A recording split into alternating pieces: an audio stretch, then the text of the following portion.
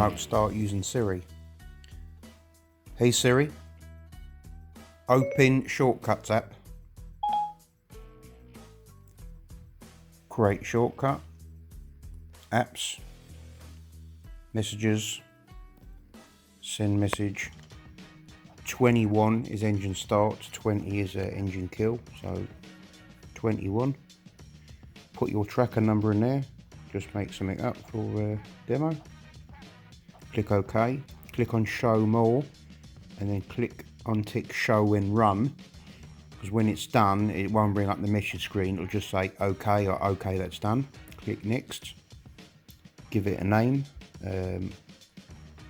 start my van, click done, that's it. And then, hey Siri, start my van. That's done. That's it, sends a text message, remote starts the van. Easy, simple.